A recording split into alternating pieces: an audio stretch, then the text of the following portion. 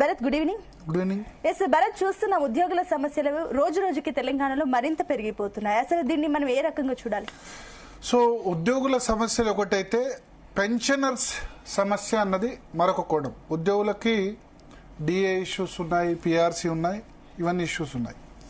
But pensioners అంటే retire అయిన తర్వాత ఎవరికైతే రిటైర్మెంట్ బెనిఫిట్స్ ఏమొస్తుంది, గ్రాట్యుటీ, తర్వాత జీపీఎఫ్, ఇవన్నీ కూడా రాజ్యాంగబద్ధమైన హక్కు. గ్రాట్యుటీ అన్నది ఓన్లీ ప్రభుత్వ ఉద్యోగులకే కాదు, ప్రైవేట్ రంగంలో 5 సంవత్సరాలు కంప్లీట్ చేసుకున్న వాళ్ళకు కూడా గ్రాట్యుటీ వస్తుంది. సో గ్రాట్యుటీ అన్నది ఒక ఉద్యోగి హక్కు.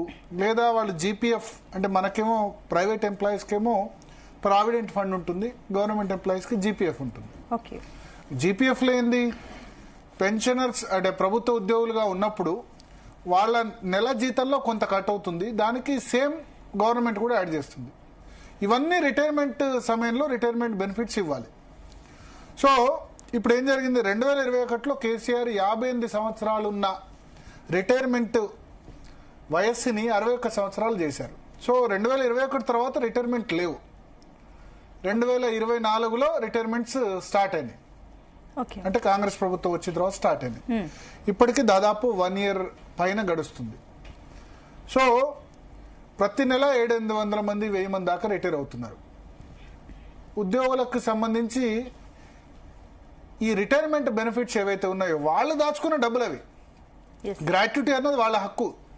అందరు ఏం చేస్తారు, రిటైర్మెంట్ అయిన తర్వాత సడన్ గా వాళ్ళ జీతం పెన్షన్ సగానికి పడిపోతుంది. ₹1,00,000 జీతం వస్తే 50,000కు పడిపోతుంది. అప్పటి వరకు ఒక జీవన విధానానికి ₹1,00,000 ఫిక్స్ అయిపోతారు, సడన్ గా పడిపోతుంది. చాలా మంది ఏమనుకుంటారంటే రిటైర్మెంట్ అయిన తర్వాత ఇల్లు కట్టుకోవాలి, లేకపోతే బిడ్డ పెళ్లి చేయాలి, లేకపోతే ఏదో రకరకాల ఖర్చులు అనుకుంటారు. అవన్నీ కూడా ఇబ్బంది అయిపోతున్న పరిస్థితి. సంవత్సరం అయినా రిటైర్మెంట్ దొరకని పరిస్థితి. 2 కేసెస్ మనం దారుణమైన కేసెస్ మనం చూస్తున్నాం. ఒకతను హాస్పిటల్ బెడ్ మీద చికిత్స పొందుతున్నాడు, ఇంకో వ్యక్తి నేను ఆత్మహత్య చేసుకుంటాను, నాకు రిటైర్మెంట్ బెనిఫిట్స్ రావట్లేదు అంటాడు. చాలా తీవ్రమైన ఆరోపణలు కూడా వస్తున్నాయి ఈ పెన్షనర్ల సంబంధించి. ఈ కుబేర్లో తొందరగా ఇవ్వాలంటే 15% కమిషన్ ఇవ్వాలి.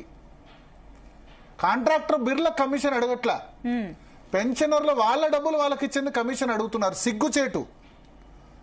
సిగ్గుచేటు అంటే సిగ్గుచేటు. ఆర్థిక శాఖలో అధికారులు కొద్దిమంది ఈ కుబేర్ ద్వారా రిటైర్మెంట్ బెనిఫిట్స్ తొందరగా రావాలంటే 15% కమిషన్ అడుగుతున్నారట. ఇవాళ నాకు ఒక ఉద్యోగ సంఘం నేత చెప్పాడు.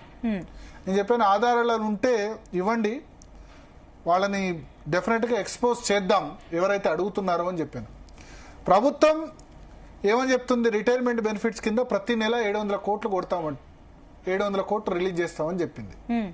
అంటే మొత్తం 12,000 కోట్ల బకాయిలు కేవలం రిటైర్ అయిన ఉద్యోగులకే ఉన్నాయి. 12,000 కోట్లు అంటే ప్రతి నెల 700 కోట్లు కొట్టినా అందరికీ క్లియర్ చేయాలంటే ఇంకా సంవత్సరంన్నర పడుతుంది. కానీ ప్రతి నెల 700 కోట్లు రిలీజ్ చేస్తామని చెప్పి చేయట్లేదు. సో అందుకనే మనం ఈ చర్చ పెట్టడానికి కారణం ఏంటంటే ఉద్యోగి హక్కు.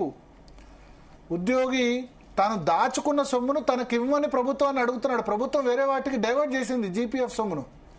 గ్రాట్యుటీ అనేది ఉద్యోగి హక్కు, అది ఇవ్వట్లేదు. ఎందుకంటే పైసలు లేవు. పైసలు ఎందుకు లేవు? ఉచితాలు. ఎవడేమన్నాడు నేను ఉచితాలు? ఫ్రీ బస్ ఎవడేమన్నాడు? కళ్యాణ లక్ష్మి ఎవడేమన్నాడు? షాదీ ముబారక్ ఎందుకు ఇమ్మన్నాడు? ఎవడేమన్నాడు? ₹1,00,000 పెళ్లి చేసుకుంటే ఎందుకు ఇవ్వాలి? అంతకుముందు కేసీఆర్ గవర్నమెంట్లో దళిత బంధుని 10 లక్షలు ఒకటే ఇంటికి ఇస్తే బీసీ బంధన్ 1,00,000. ఇవి సాచ్యురేషన్ పాయింట్ ఆఫ్ లో సాధ్యమవుతుందా? ఏమైంది? దళిత బంధు ప్రోగ్రాం అంటే గెలిచిందా? ఒక కుటుంబానికో 2 కుటుంబానికో ఇవ్వగలుగుతారు, అన్ని కుటుంబాలకు ఇవ్వలేరు కదా, ఓడిపోయింది. ఈ ఫ్రీ బీస్ జగన్ అంతే ఆంధ్రప్రదేశ్లో నవరత్నాలను ఇచ్చి చేశాడు. ఒకళ్ళని చూసి ఇంకోళ్ళు ఫ్రీ బీస్ ఇస్తున్నారు. అందుకని నేను ఏమంటా అంటే ఎంప్లాయీస్ పెన్షనర్స్ మీరు ఏకం కావాలి. రాష్ట్రంలో 15 లక్షల మందికి పైగా ఎంప్లాయీస్ పెన్షనర్స్ ఉన్నారు. వీళ్ళంతా ఏకమై ఫ్రీ బీస్ మీద పోరాటం చేయకపోతే, ఇప్పుడు 1వ తారీఖు జీతం ఇస్తే పెద్ద వార్త. ప్రైవేట్ రంగంలో మనందరికీ 1వ తారీఖు జీతాలు వస్తున్నాయి, పాపం ప్రభుత్వ రంగంలో రావట్లే. వస్తే 1వ తారీఖు జీతం ఇచ్చామని గొప్పలు చెప్పుకుంటారు, వాళ్ళ జీతం వాళ్ళకి ఇచ్చేందుకు. పెన్షనర్స్ పరిస్థితి ఈ విధంగా ఉంది. ఉద్యోగ సంఘాలు ఒకసారి స్ట్రైక్ అని పిలుపునిస్తాయి, స్ట్రైక్ అని పిలుపునివ్వగానే మేము రిలీజ్ చేస్తామంటారు, చెయ్యరు. ఎందుకు మరి చేతగాని ప్రభుత్వాలు ఫ్రీలు ఎందుకు ఇవ్వడం? వీళ్ళు కూడా ఉద్యోగ సంఘాలు కూడా పెన్షనర్ సంఘాలు కూడా ఫ్రీ బీస్కు వ్యతిరేకంగా ఉద్యమం చేయాలి. చేతగానప్పుడు ఫ్రీ ఇవ్వకండి. ఎందుకు ఫ్రీ ఇవ్వడం?